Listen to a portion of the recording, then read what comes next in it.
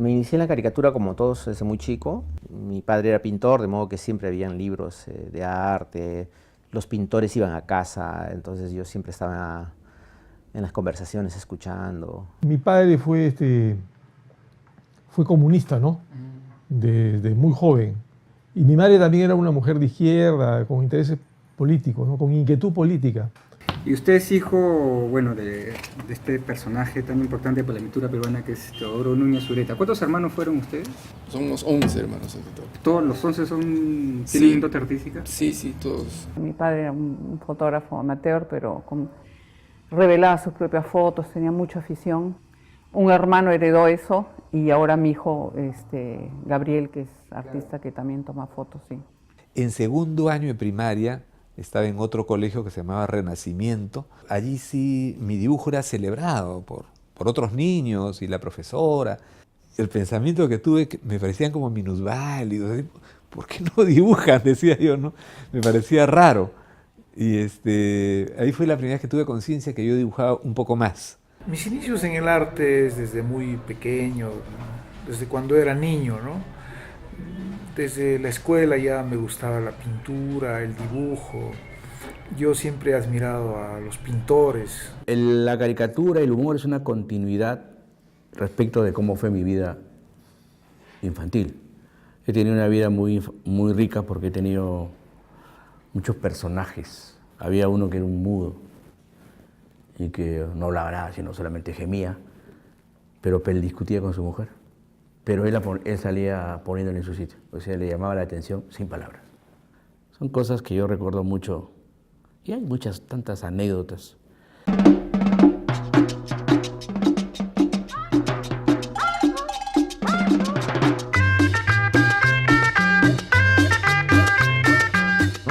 Me acuerdo la revista La Olla, muy representativa de esa época. Las portadas estaban hechas por Guillermo Osorio, y las caricaturas que se publicaban en las portadas de la revista Variedades y Mundial, que eran de Málaga Grenetti y de Binater Reynoso, a quienes yo empecé copiando desde muy chico.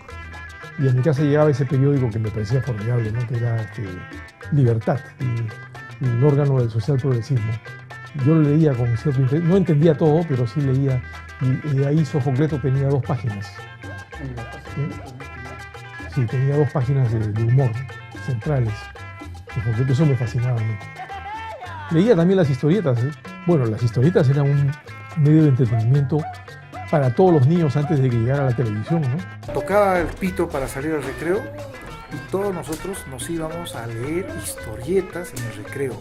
Ya después me di cuenta también que los contenidos de estas historietas, como el Pato Donald, Tarzán, Superman, el Hombre Araña que leíamos, pues, obviamente sus contenidos no eran acorde a nuestra realidad, sino todas estas historietas venían de Estados Unidos, ¿no? Personajes como el Pato Donald, que aún todavía subsiste. Y tenía personajes con él que trabajaban como el tío Rico MacPato. Avanzada lo vi, por supuesto. Ahí estaba Coco Vicuñita Cachito, que era una historieta que le hacía Bartra, con Osito, con Monkey, ¿no? Grandes historietistas en realidad. Cuando yo vi la revista Avanzada de historietas peruanas, me pareció extraordinaria, ¿no? Trataban sobre cosas vinculadas al imperio de los incas. Y hasta ese momento yo leía pues Tarzán, la pequeña Lulú, el conejo Bugs, le decíamos a Bugs Bunny, Hopalong Cassidy, Red Rider, o sea, personajes de vaqueros, ¿no? Hay historietas de vaqueros, y algo de superhéroes. No era fan de los superhéroes. No sé si era un niño que amaba mucho lo que era lo real. ¿No? Era el año 76, me llama Nico y me dice para reunirnos con Toño Cisneros y Lorenzo Sores en el Pasaje Santiago, en Jesús María, ¿no? O Magdalena, no sé, está ahí cerca a la Brasil. Entonces fui a la reunión y se planteó allí, era un proyecto que venían trabajando sobre todo Nico y Toño, ¿no? Nico era nieto del fundador de la revista Monos y Monadas, de Leonidas Yerovi. Él mismo se llama Leonidas Nicolás, Y Antonio Cisneros era sobrino nieto de Luis Fernán Cisneros, que había tenido también un puesto importante en ese Monos y Monadas. Entonces ellos dos eran los descendientes, ¿no? Y Lorenzo y yo éramos los gráficos, pues así, con otros ancestros que no estaban en monos. Y entonces comenzamos a elaborar cómo podría ser esa revista, estuvimos de acuerdo, una lluvia de ideas, pero no podíamos sacar la revista porque se necesitaba autorización del gobierno militar para sacar una publicación nueva. Había mucho celo en los militares, ¿no? En relación a la expresión, a la libertad de expresión. Y el argumento que trabajaba Nicolás ahí es una revista antigua, ya ha existido y la vamos a remozar en una onda costumbrista para que exista una publicación de humor. Y bueno, pasaron 2 años de trámites y el año 78 por fin le dieron luz verde.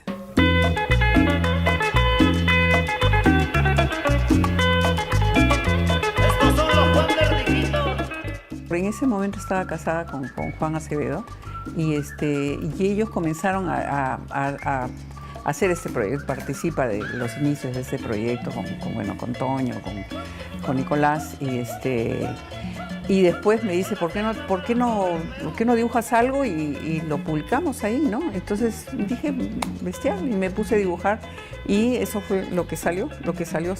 Mucha gente me preguntaba, pero ¿por qué esas cosas son terribles? Si tú eres tan simpática, tan buena gente, qué sé yo, ¿no? Era lo que salía, era auténticamente lo que salía. Yo creo, sinceramente, que toda mujer tiene algo de eso adentro. Toda mujer, sobre todo en mi época, protesta por muchas cosas. Hay mucha opresión, entonces en algún momento se les pasa por la mente algo así. Sale Monos y Monadas y a mí me encantó la revista y un amigo mío, Lalo Morel, que trabajaba ahí, me dice, Alonso, ¿me quieres ir? Sí, le dije, ¿pero qué tengo que hacer? Anda a la casa de Antonio Cisneros. Y pues para Antonio Cisneros pues era una especie de dios, ¿no? de mito.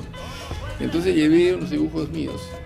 Yo ya había hecho, sin que me lo pidiera nadie, la caricatura de Luis Alberto Sánchez, un montón de cosas. Y se las llevé a la casa de Toño. Y estaba esperando, viene Toño, se sienta conmigo en la grada de su casa, ve los dibujos. Casa adentro, me dijo, con la voz que tenía. Y de ahí entré y me hicieron un bautizo. Había una pollería en la avenida 28 de Julio. Tenía que tomarme un vaso de pisco así seco, ¿verdad? Agarré el vaso y se partió el vaso. No sé qué pasó, pero se partió. Yo creo que si me lo tomaba me moría, ¿no? Pero yo hasta ese entonces no tomaba casi. Pero Monos y Monadas era una escuela de humor. En Monos y Monadas me di con un grupo de humoristas, gráficos y literarios que tenían un mayor acento en el humor mismo, en el reírse incluso de uno mismo. Digamos que yo entré bien trajeado y ahí la cosa era quitarse la ropa y ser más anarco.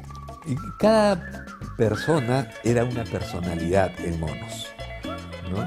Y aprendimos, creo, recíprocamente el uno del otro. Éramos una collera, ¿no? La collera en Monos y Monadas.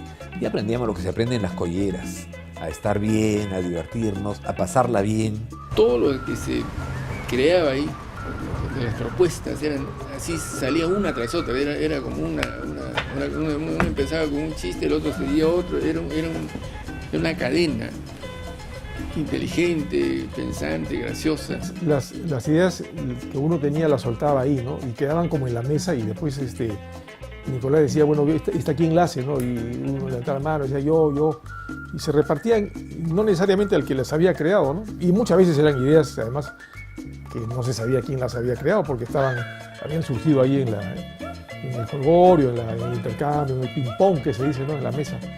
Por dibujo se da un sol, sacaba pues 6 soles, 7 soles por número, pero no daba para el pasaje siquiera, era algo simbólico, ¿no? Y eso fue el primer año. El segundo año comenzamos a cobrar Y el tercer año ya la revista tenía una economía boyante, ¿no?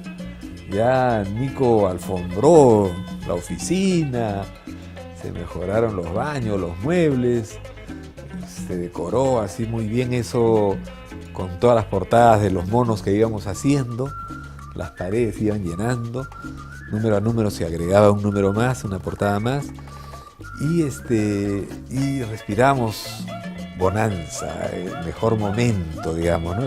El año 3, el año 4 de este nuevo Monos. Y yo creo que hacia el año 5 comenzó la decadencia. Entonces nuestros mejores años habían sido esos 2 iniciales contra la dictadura militar.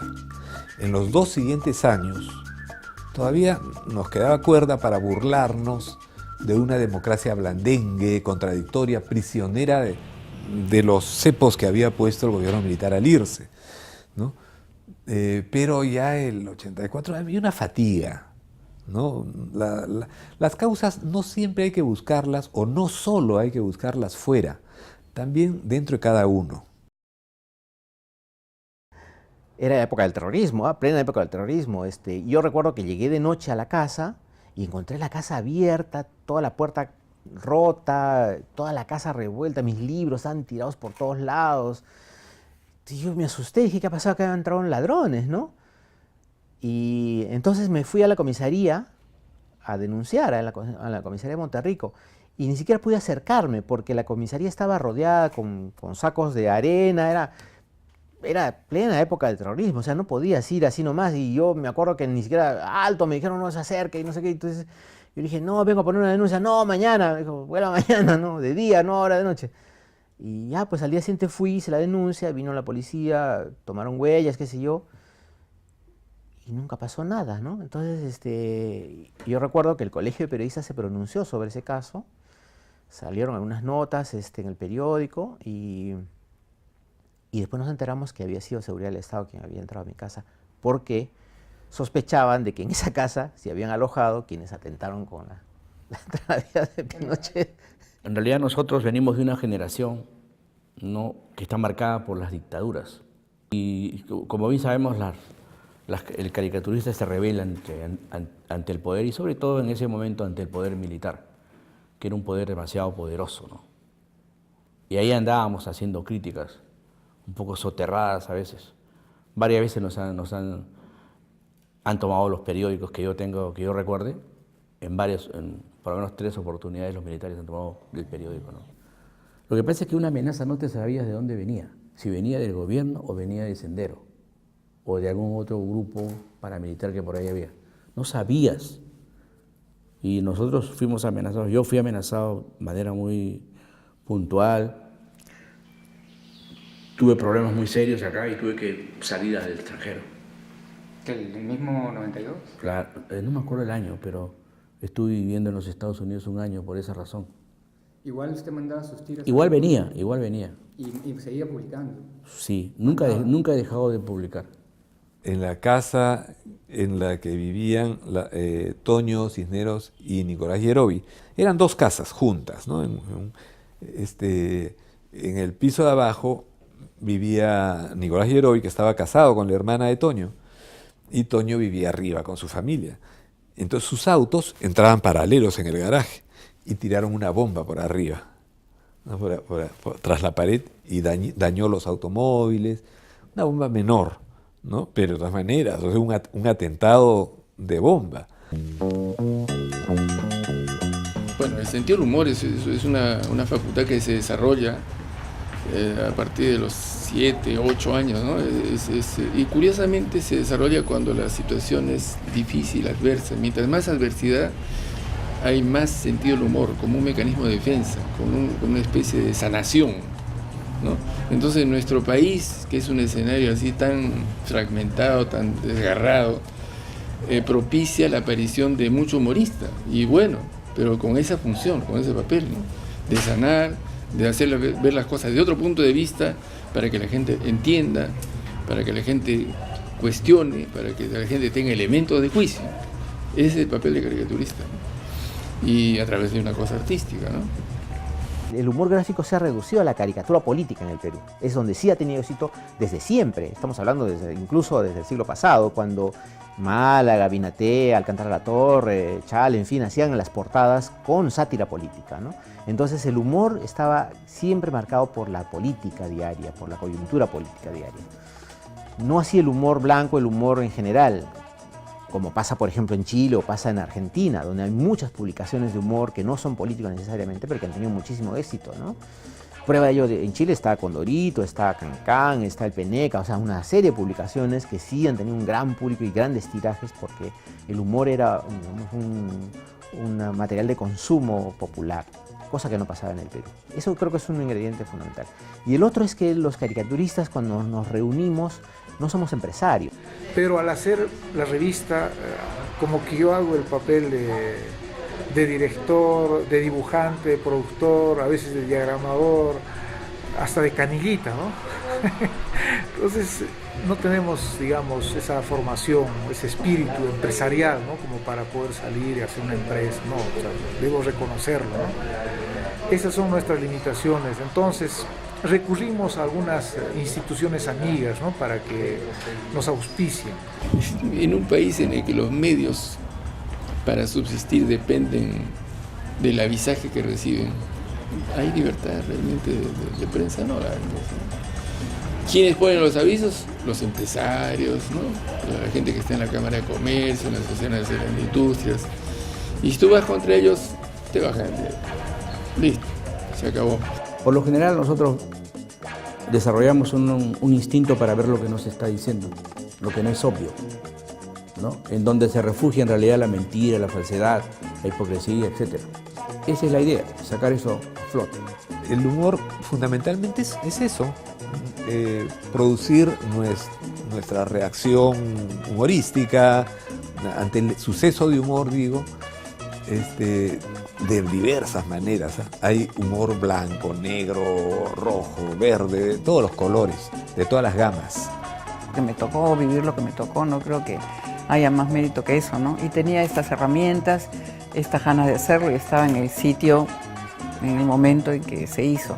No creo que haya más que eso, ¿no? Yo creo que primero lo que veo que es que el humor no es que, digamos, como alguno vanidosamente pudiera pensar que le puede adoctrinar a la gente, enseñar a la gente cómo pensar, ¿no? Y influir en la opinión pública para encauzarla, ¿no? Sino que al contrario, yo lo que veo es que la caricatura política tiene acogida en la gente porque la gente encuentra que esa caricatura expresa lo que la gente piensa, ¿no? Es lo más frecuente, ¿no? O sea, que una caricatura política tiene acogida en el público, no porque el público diga, me ha abierto los ojos, me ha enseñado a pensar, no, sino que al contrario, dice, no, si esto es lo que yo justamente quiero decir, ¿no? Y esta caricatura expresa lo que yo pienso. Entonces, por eso tiene... Y eso es lo que la gente me expresa generalmente, ¿no?